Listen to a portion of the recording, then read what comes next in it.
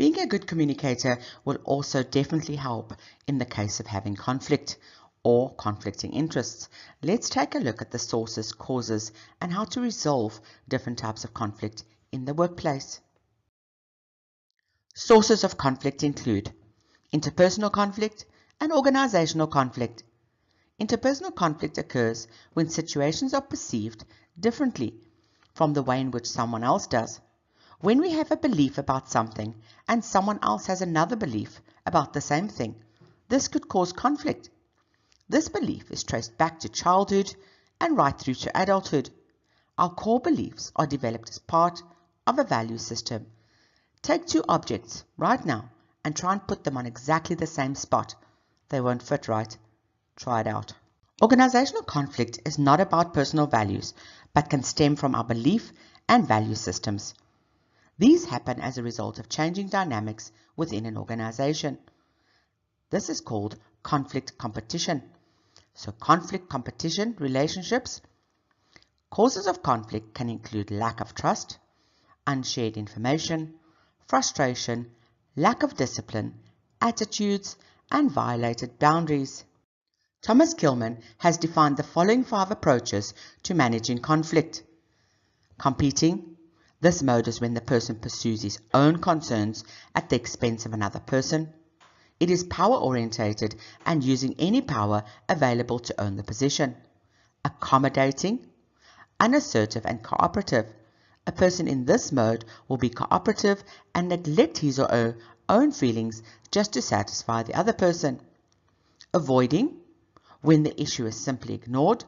This is a dangerous approach as the issue may build and cause a person to explode due to underlying issues not resolved. Collaborating. An attempt to work through the conflict, which fully satisfies both parties concerned. Unless one is avoiding, then this may become a bigger issue. Compromising provides a balance between where one party would compromise a position through understanding from the other party's point of view rather than knowing. Before arranging a resolution, analyze the situation, ask questions, gather information about the conflict as much as possible, who, where, what, and how it all occurred. Arrange a referee, have a mediator, an equalizer, and a peacemaker, as well as witnesses. Think about possible solutions, use brainstorming technique to address the resolution process, and identify possible emotions.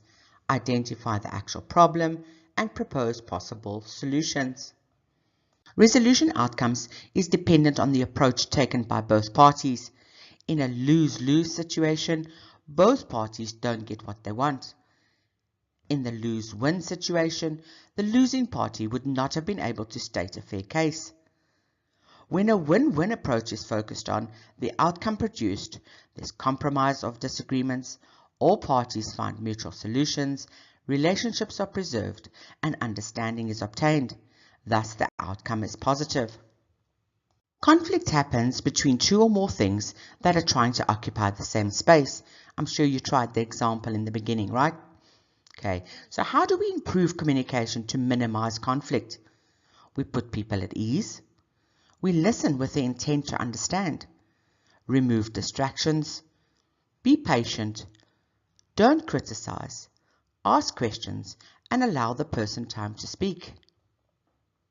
This brings us to some golden rules that need to be upheld in terms of corporates. Uphold corporate values. Follow defined hierarchy. Provide clear job descriptions. Regroup team members. Discuss problems openly. And give regular constructive feedback. And that's a final wrap for Cluster 1. Consult your portfolio and ensure all formative activities are completed.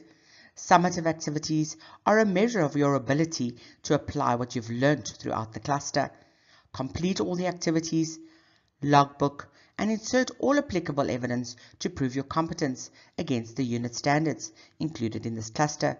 Don't forget to evaluate your evidence to make sure that it's valid, authentic, reliable, current, and sufficient.